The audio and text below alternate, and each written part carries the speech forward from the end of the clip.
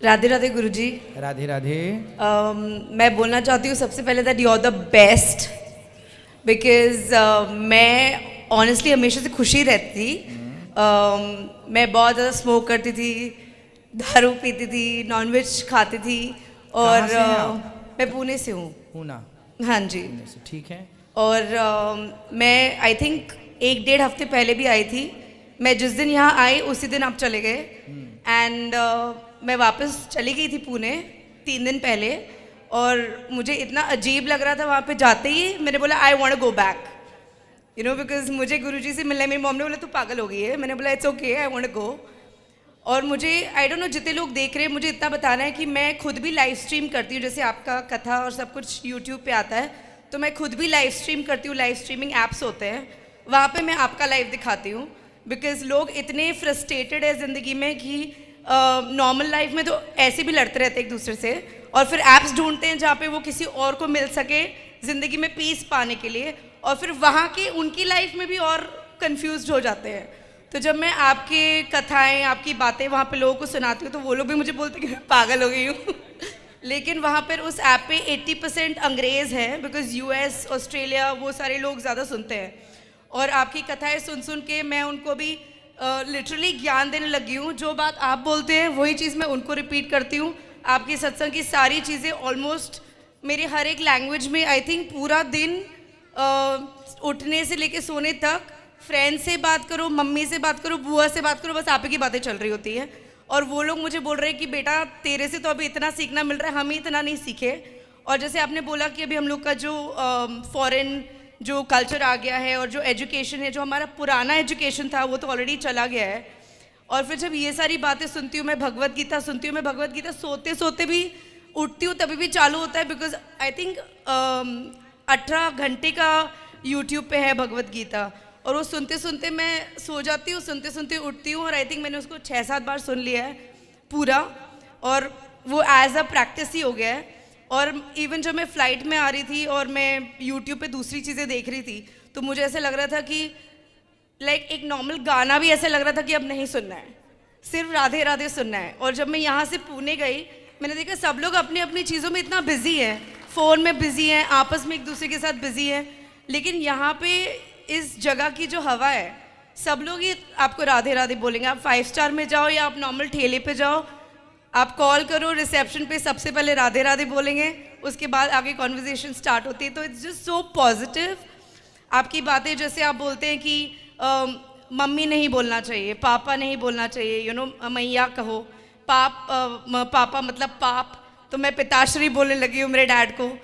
मतलब पिताश्री बोलने लगी हूँ डैड को। जब मैं डैड बोलती थी, ऑब्वियसली मैं डैड मेरे पिताश्री को बोलती हूँ कि आप सत्संग सुना करो, तो मुझे बोलते हैं तू सुन, हमें 10 साल और है सुनने के लिए। तो मैं यहाँ पर जब आई थी मेरे प्रीवियस ट्रिप पे, जस्ट 10 दिन पहले मैं आगरा में थी, और आपकी एक चीज़ मैंने कथा में सुनी थी उसी वक्त जब मैं आगरा में थी। आपने घी के बारे में बताया था कि एक भक्त भगवान को बोलता है कि ये घर मेरे लिए बनाओ, और उन्होंने बोला था कि ये घी लेके 3 परिक्रमा करो और वापस आओ।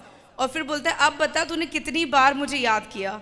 तो उसने बोला मेरा तो पूरा ध्यान घी में लगा था, तो मैं आपको याद नहीं कर पाया। तो वो उन्होंने बोला, भगवान ने बोला कि जो इंसान कर्म करते हुए भी मुझे याद रखता है, यू नो, वो इंसान मेरा सबसे बड़ा भक्त है।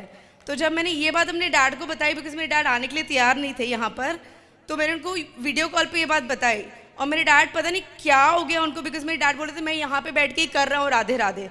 तो मैंने बोला कि मेरे गुरुजी बोलते हैं कि जो फ्री इंसान बैठा रहता है वो तो कभी भी राधे राधे राधे राधे कर सकता है, लेकिन जो काम करते करते भगवान का नाम ले, वो भगवान का सबसे बड़ा भक्त है।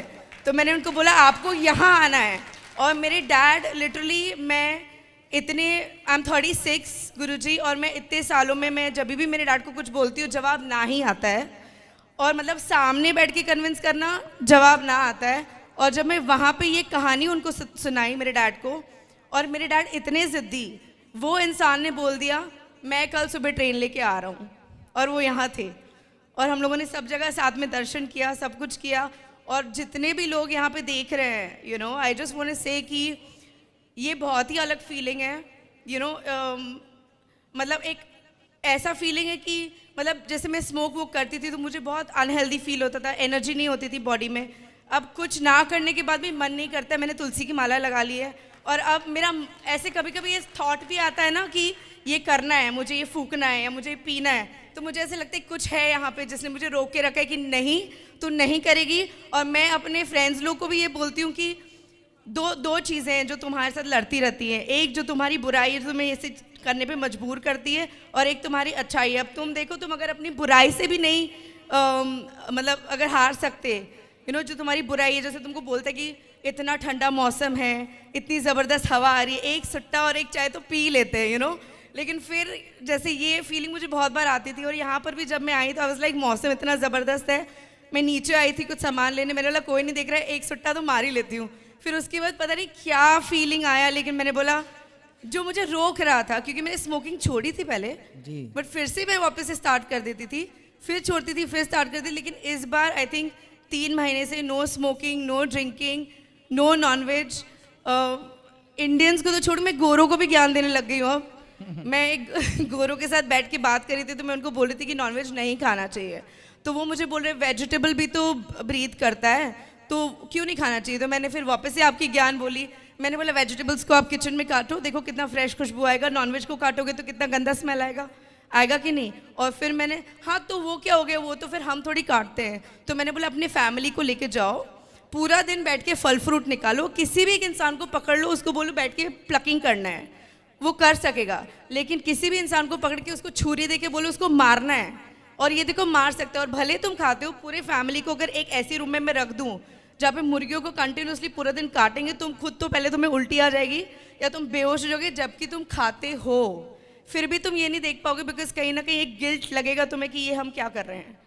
तो वो सिर्फ अपने आप को कन्विंस कर लेते हैं कि काटने वाला तो कोई और है, हम देख नहीं रहे हैं तो कोई प्रॉब्लम नहीं है।